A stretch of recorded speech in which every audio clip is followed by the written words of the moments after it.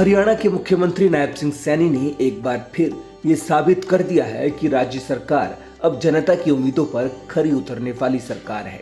दरअसल मुख्यमंत्री नायब सिंह सैनी ने सीएम आवास संत कबीर कुटीर में आयोजित कार्यक्रम के दौरान 25 नव नियुक्त खंड विकास एवं पंचायत अधिकारियों यानी कि बीडीपीओ को नियुक्ति पत्र सौंपे।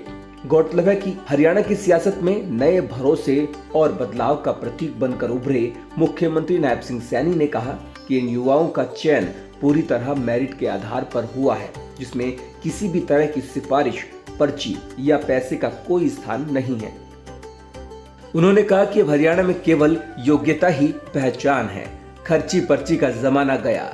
आज गरीब परिवार के बच्चे बिना किसी सिफारिश के सरकारी अफसर बन रहे हैं, जो कि नए हरियाणा की पहचान और नए कार्य संस्कृति का प्रतीक है।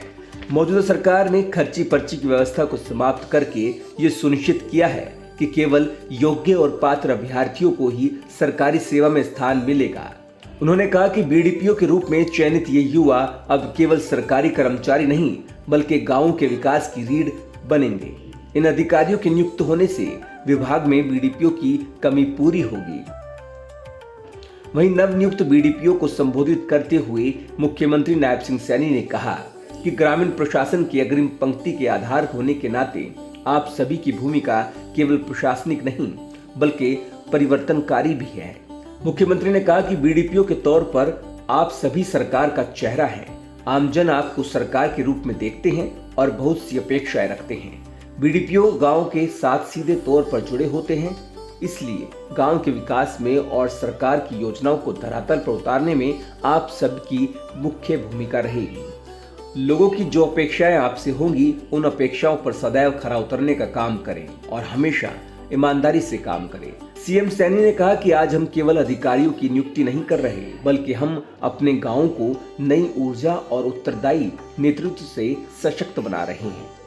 सीएम का ये बयान न सिर्फ सत्तारूढ़ सरकार की पारदर्शिता और ईमानदारी को दर्शाता है, बल्कि युवाओं को ये संदेश भी देता है कि सपने अब सच्चाई बन सकते हैं, बशर्ते मेहनत और लगन हो। मुख्यमंत्री नायब सिंह सैनी ने अपने संबोधन में प्रधानमंत्री नरेंद्र मोदी के विकसित भारत 2047 विजन का उल्लेख करते हुए कहा कि हरियाणा सरकार इस लक्ष्य को सबसे पहले हासिल करने वाले राज्यों में होगा और इसके लिए ऐसे युवाओं की भागीदारी बेहद जरूरी है। कार्यक्रम में मौजूद विकास एवं पंचायत मंत्री कृष्णलाल पंवार ने भी हरियाणा सरकार की न्यायिक पारदर्शिता और सामाजिक प्रतिबद्धता की सराहना करते हुए कहा कि ये नियुक्तियां दिखाती हैं कि सरकार सिर्फ नौकरी नहीं दे रही बल्कि गांवों को नया नेतृत्व और ऊर्जा दे रही है। गौरतलब है कि नियुक्तियों की प्रक्रिया हरियाणा लोक सेवा आयोग यानी कि HPSC द्वारा पारदर्शी तरीके से पूरी की गई है।